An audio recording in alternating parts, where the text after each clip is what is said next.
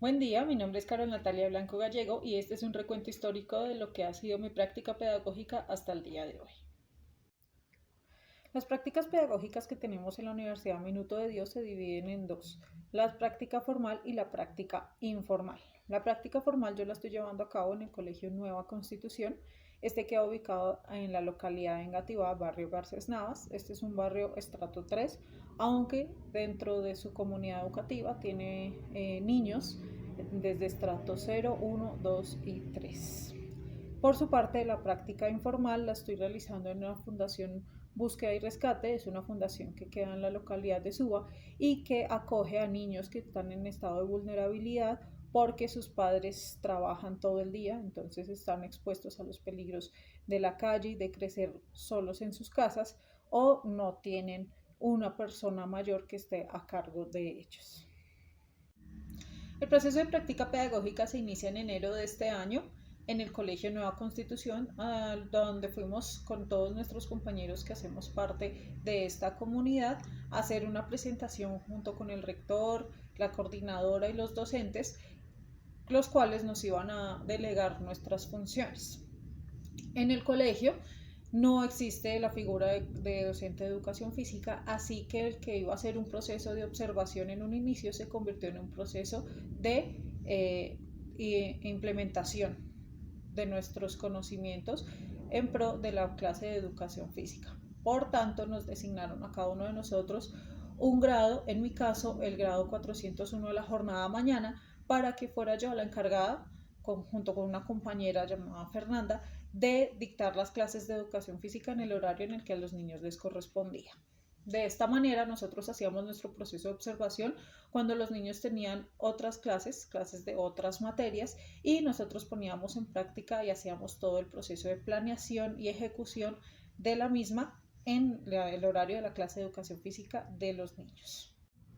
Por su parte, el proceso con la Fundación Búsqueda y Rescate empezó mucho antes, más exactamente después de cursar la materia de práctica en responsabilidad social, debido a que esta precisamente la hice en la fundación. Luego de terminar la materia, yo quedé vinculada con la fundación porque ofrecí mis servicios como profesora de patinaje a Oscar para dictar las clases de los fines de semana a los niños. En un inicio quedamos en que las clases iban a ser los días domingos, 2 horas al día, y yo pues debía llevar mis materiales para poder dictar la clase, y a los niños se buscó la manera más asertiva para poder darles a ellos sus implementos, sus patines, sus protecciones. Luego de poder hacer toda esta campaña y de llevarle a los niños todos sus implementos, empezamos las clases conmigo como docente vinculada. Cuando empezamos el proceso para poder hacer nuestras prácticas, yo le informé de esto a la profe Angélica, que yo hacía parte, digamos, de esta fundación, y que la fundación además ya tenía convenio con la universidad. Por esta razón empecé mi práctica pedagógica informal en la fundación, siguiendo dictando mis clases de patinaje, pero ampliamos el horario. De esta manera quedó sábados y domingos, 2 horas cada día, en las que pues yo planeaba y ejecutaba mis clases de la mejor manera posible a los niños, a todos los niños vinculados de la fundación. Analizando lo vivenciado en esta práctica, puedo decir que fue bastante edificador para mi proceso como estudiante de licenciatura en Educación Física, Recreación y Deportes. Esto debido a que no llegué a hacer la observación plena que debíamos hacer, sino que llegamos a intervenir directamente con la comunidad educativa y con la comunidad de la fundación. Este proceso para mí fue muy enriquecedor, como lo dije anteriormente, porque me permitió ver las capacidades que yo tenía, implementar los conocimientos que ya traía, y además conocer a la comunidad de fondo, no estar como un participante externo que simplemente observa, sino hacer partícipe de las clases y que los niños me conozcan, puedan, yo pueda implementar ciertos métodos con ellos, pueda conocer yo cómo es trabajar con comunidad, y asimismo que ellos me conozcan a mí. Y esto permitió que la virtualidad en la que empezamos al final de la práctica 1 se convirtiera en un método mucho más fácil que si no me hubieran conocido, porque Los niños ya sabían cuál era mi método, los niños ya sabían que yo era su profesora de educación física, los niños ya sabían que yo era su profesora de patinaje, y esto facilitó la comunicación por medios virtuales. Finalizando la práctica 1, empezamos el proceso virtual debido pues a la pandemia y la coyuntura que estamos atravesando a nivel mundial, y asimismo empezamos la práctica 2. ¿Cómo se vivió el proceso virtual? Los horarios cambiaron completamente. Por esta razón nosotros debimos buscar la forma de llegar a los estudiantes de la mejor manera. Se habló con mi interlocutora, que es la profesora María Concepción, en el Colegio Nueva Constitución, puesto que yo seguía a cargo del grado 401. Con ella quedamos en que los niños no podían recibir clases sincrónicas debido a que muchos no tenían los instrumentos necesarios para esto. Para ello entonces se dispuso de hacer una planeación y posterior un video para enviárselos a ellos por medio de la plataforma de WhatsApp, y ellos a vuelta de ese video nos enviaban por mensaje interno un video de los niños haciendo todos los ejercicios que nosotros les proponíamos, y nosotros pues debíamos hacer su respectiva retroalimentación. En mi caso yo enviaba el video todos los miércoles y mi compañera lo enviaba los días viernes. Yo me encargaba de la parte motriz, del desarrollo motriz de los niños, y ella se encargaba de la parte del desarrollo rítmico.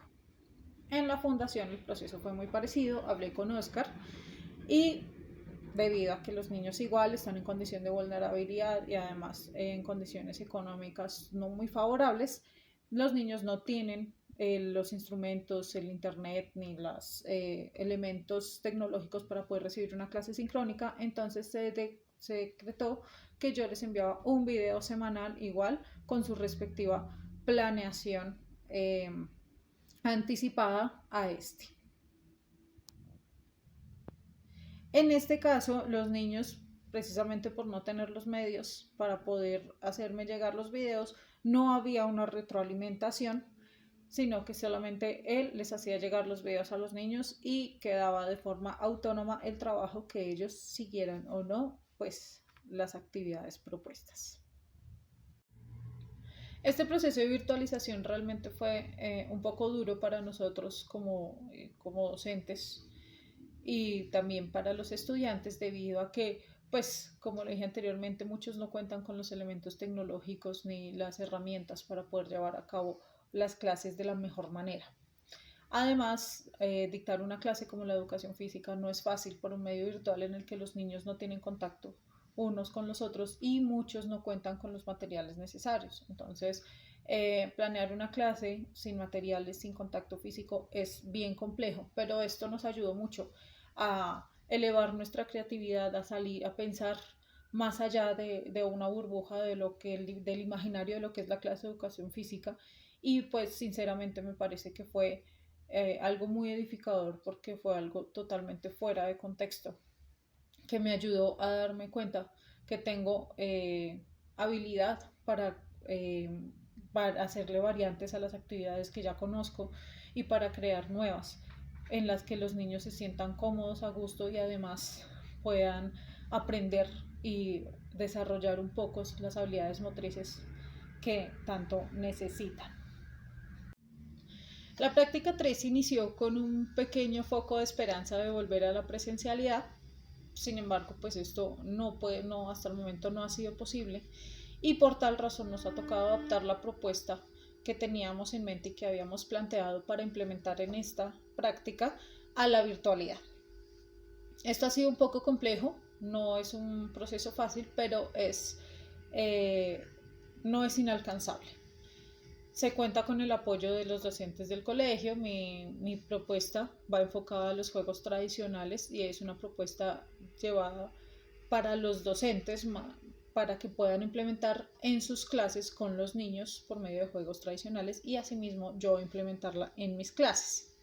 Es complejo poder incentivar a un niño a jugar un juego tradicional mientras está en su casa y no tiene contacto con sus compañeros, pero es aquí donde sacamos toda la cuestión de la creatividad para poder hacer las variantes necesarias y poder llevar a cabo con éxito todo este proceso de implementación.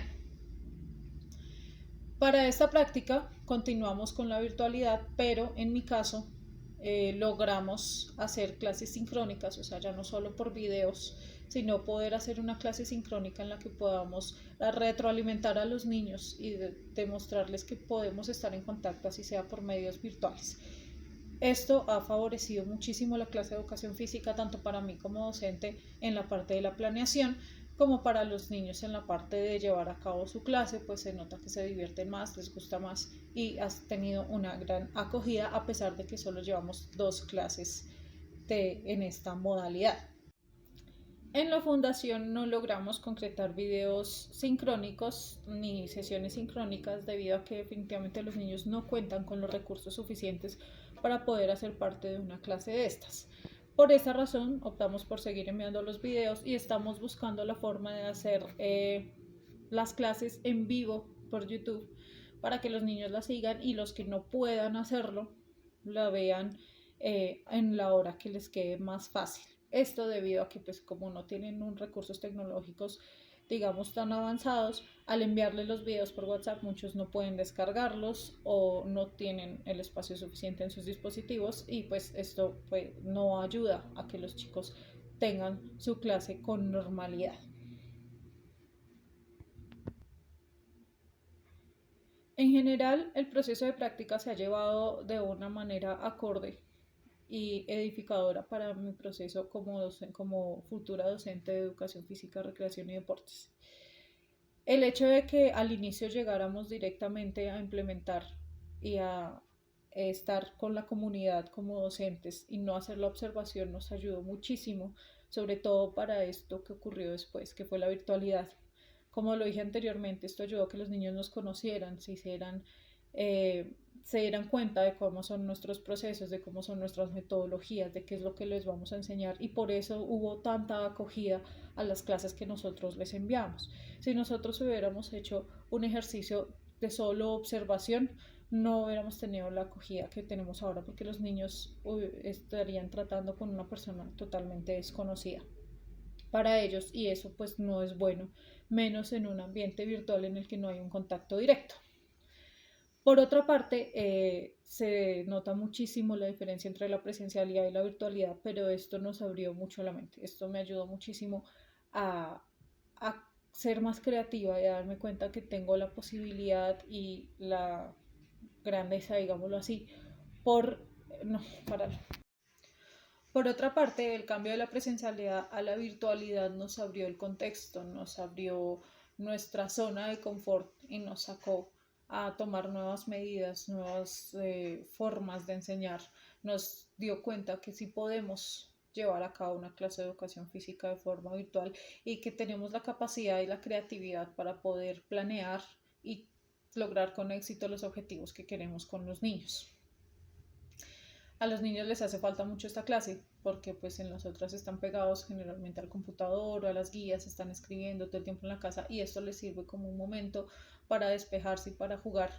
Muchos de pronto no tengan hermanos o viven solos o esto, entonces en este momento lo tienen para jugar, para divertirse y para estar en contacto con sus compañeros, así sea por medio de aparatos electrónicos. Así que no fue fácil, pero fue una gran ventaja porque me di cuenta que realmente puedo y que soy capaz de ser creativa y de cambiar un poco lo que ya conocía como lo real. Muchas gracias por su atención. Este fue mi recuento histórico de las prácticas pedagógicas hasta el día de hoy.